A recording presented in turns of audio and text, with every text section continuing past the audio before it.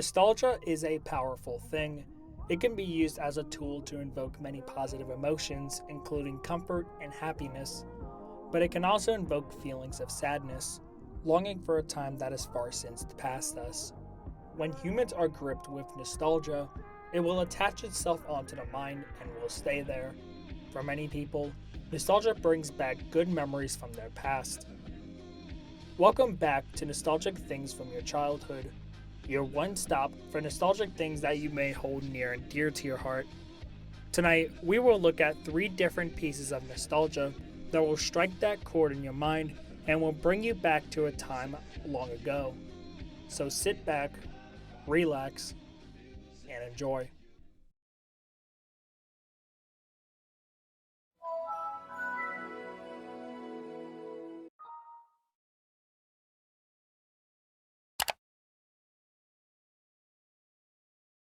Let's go to Dragonland.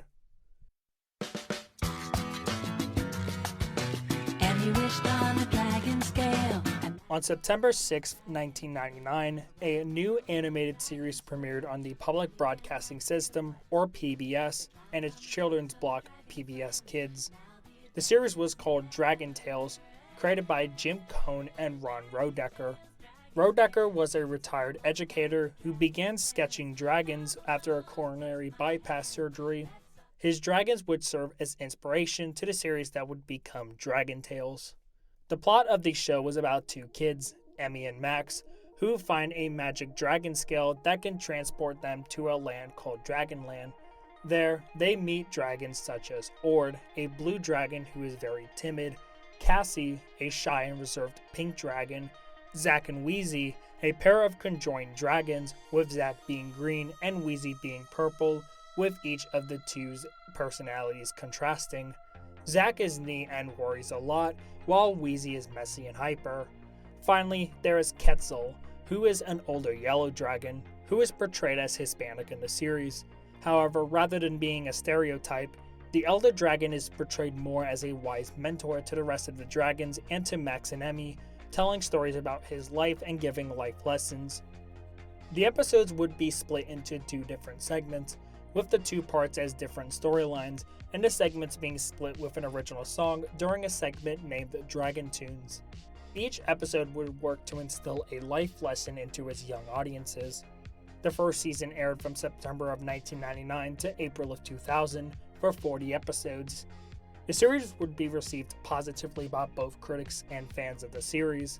A second season was aired from June of 2001 to October of 2002 before the series went on hiatus. It wasn't necessarily explained why the hiatus happened, and many fans had thought that the show was quietly cancelled. However, the series returned in February of 2005 for season 3, which aired until April of that year for 29 episodes.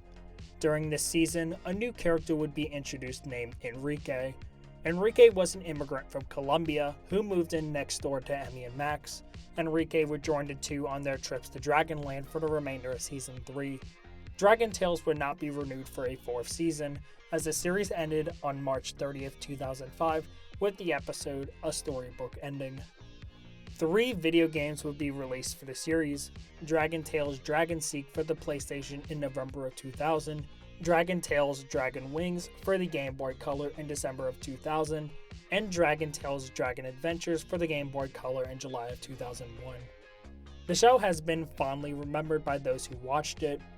I actually do remember the show very vividly, and I remember watching it a lot, although I didn't really actually remember a lot of the plot.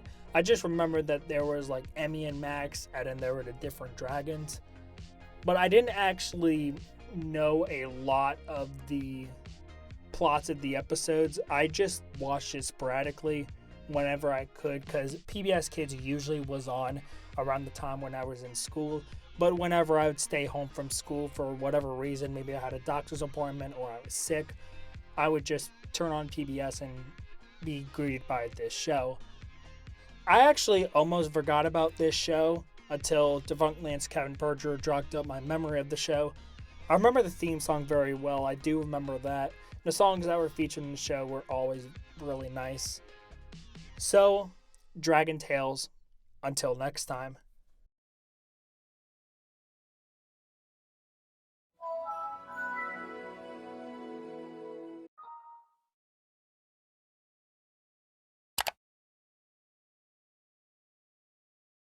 Let's get a little illegal. No, not that kind. You just got to school. It's a relatively boring Tuesday at middle school.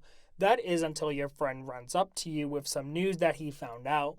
He tells you that there is a way on the internet to download any song you want for free. You obviously dismiss it, but he gives you a paper with a word on it. You read the paper, and it reads LimeWire. After school, you boot up your old computer, and after about 35 minutes, it finally loads. After going onto your web browser and typing it in, you wait another 20 to 25 minutes, and then the page finally loads. LimeWire was a peer-to-peer file sharing service from the early 2000s. The concept was relatively simple. Users would upload files, mostly MP3 files, to a central server, and users would be able to download those files from that server. Naturally, users would begin to upload music that was ripped straight from the artist. This was illegal, of course. After all, this was a massive case of copyright infringement. You remember the PSA, don't you? You wouldn't steal a book, you wouldn't steal a car, so why would you steal a song? At least that was the message they were trying to push at the time. Of course, that didn't stop millions from using the service. However, there were some risks to the site. The first one was that the service was not regulated, meaning that people could upload whatever they could on the site with almost no repercussions. This gave rise, more in the latter years, to some very unsavory things being uploaded to LimeWire. Take the example of 22-year-old Matthew White, who was searching for pornographic content on LimeWire. First of all, I don't even know why you would be doing that on LimeWire in the first place when he unknowingly downloaded. The files could all be masked behind different names, and there were no previews for the files you were downloading, so for all you knew, you were downloading the right thing. But what if it wasn't? Which brings me to my next risk. A lot of the files contain malware. A lot of the files would contain malware, and the program wouldn't scan for any. The only way that you could check is if you had antivirus, which at the time was not common. In 2000, heavy metal band Metallica filed a lawsuit against another peer-to-peer sharing platform, Napster. Napster was forced to shutter its peer-to-peer service and subsequently went bankrupt. In 2008, Best Buy purchased Napster, and it has since become a music streaming platform more akin to platforms like Spotify and Pandora. LimeWire lasted until around 2010, when it was forced to shutter their peer-to-peer services and has since become a blockchain program. LimeWire was integral to a lot of people's childhoods and was influential in the peer-to-peer file sharing scene. Services like LimeWire would give way to a new format, the torrent file, services like BitTorrent and uTorrent, and sites such as the infamous Pirate Bay. Although I wouldn't recommend using any of these services, as these do fall into the illegal realm. So, LimeWire, well, I guess I wouldn't say. Until next time.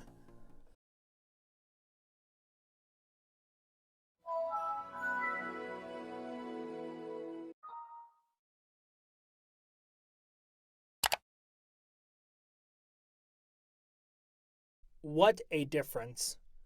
In 1978, a software services company named Cook Data Services was founded by a man named David Cook.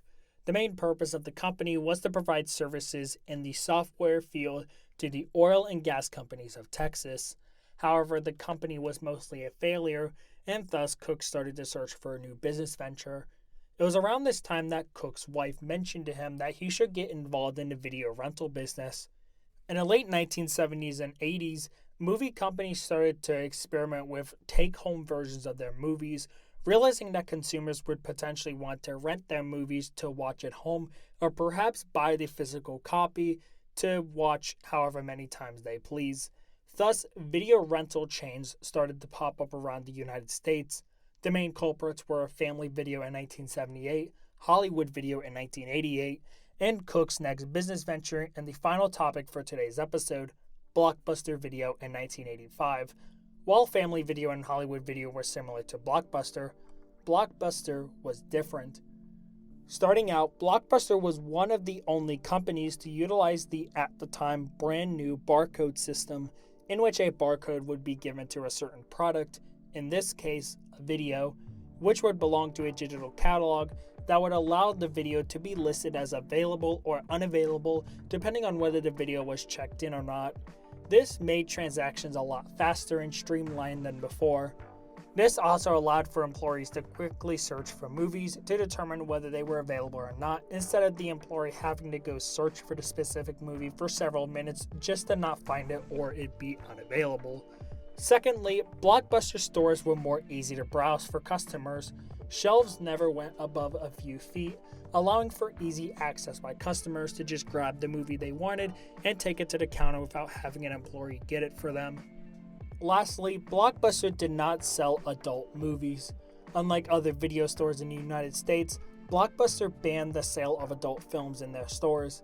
This gave the store a more family-friendly appeal, allowing for the whole family to come in and browse the store as they so choose. There were also some downsides to Blockbuster. The main one was their infamous late fees. Whenever a movie didn't get returned after the time allotted to the rental, a late fee would be added to every day that the film did not get returned. The late fees would pile on until a customer would eventually just return the film and be forced to pay the late fee, or they wouldn't be able to rent movies anymore from any location. Until that late fee was paid, of course. The late fees got so bad that in 2000, it was reported that Blockbuster had collected around $800 million in late fees alone. Yes, that's an 8 followed by 100 million, accounting for 16% of the company's total revenue for that year. However, many people don't remember the bad things about Blockbuster. Many people remember being brought to the store by their parents to rent out a movie and pick out some snacks for a family movie night. It was always a very special moment, and a lot of family bonding happened this way, and it's just an experience that a lot of people will never forget. But anyway, in 1987, Wayne Huizenga, co-founder of the waste management empire, Waste Management, agreed to buy the company, acquiring the total at the time 19 stores. Huizenga would utilize Ray Kroc's McDonald's expansion model and blow up Blockbuster to astronomical proportions, peaking in 2004 at nearly 10,000 stores worldwide. Blockbuster would also attempt other business ventures. The first came in 1994 with Blockbuster Block Party, which was an indoor entertainment complex similar to projects such as Disney Quest, which expanded to the size of a city block. The idea was tested in Albuquerque and Indianapolis, but never really got off the ground, and the project was never expanded on. Next came in 2004 with the store within a store game rental shop named Game Rush, which allowed customers to rent video games from Blockbuster stores while allowing Blockbuster to stick to mostly movie rentals. The store acted as a direct competitor to GameStop and used its brand recognition to draw people into it by placing them next to Blockbuster stores. However, the division was sold to, ironically, GameStop in 2007. Finally, although technically not a Blockbuster business venture, at least not a direct one, they still invested in it. In 1994, Blockbuster started to invest in a children's play place company named Discovery Zone. The chain was a direct rival to chains such as Chuck E. Cheese. By 1995, Blockbuster had a controlling stake in the company. However, Discovery Zone abruptly closed most of their locations in 1999 and sold the rest of them to CEC Entertainment, Chuck E. Cheese's parent company. The 2020 Discovery Zone revival in Cincinnati, Ohio is not owned by Blockbuster. In 2000, Blockbuster was given a major chance to buy a new DVD by mail startup named Netflix. Blockbuster, seeing video rental as their main target, even going into the new millennium, turned down the offer. For many reasons that we would discuss later, the move would come to haunt them for the rest of their existence. Blockbuster would start a slow and steady decline over the following years, being bought by Dish Network in 2011, when the company had a little over 500 stores now operating, a very far cry from its all-time peak at 10,000 stores. A string of bad financial decisions by its coming CEOs would ultimately spell doom for the company, as by 2020, only one Blockbuster remained in the world, in Bend, Oregon.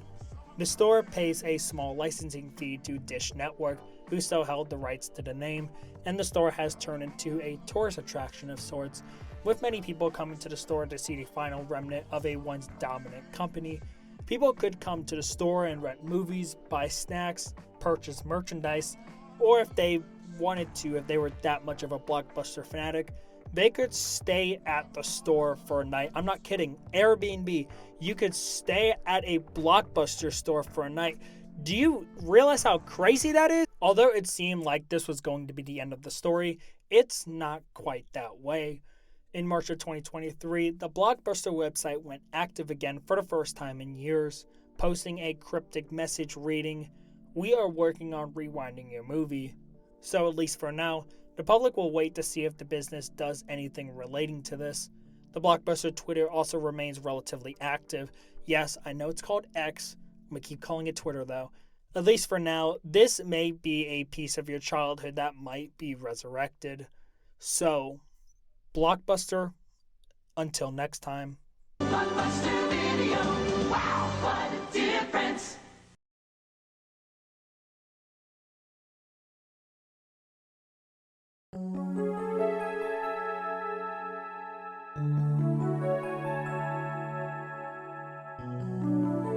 Nostalgia is a tool that can bring people into another world. A world in which they can forget their problems in the real world and just remember what it was like to be younger. It just seemed like everything was better when you were younger. However, that shouldn't take away from your life here in the present. We should remember the things from our past, but that's all it should be. Eventually, we just have to face the facts and grow up. But it doesn't hurt to remember something and keep it in the back of your mind so that if things do seem bleak, you can come back to it and reminisce on the times to make you feel better. This has been Nostalgic Things from Your Childhood Volume 2. My name is DJR. Thank you for watching, and until next time.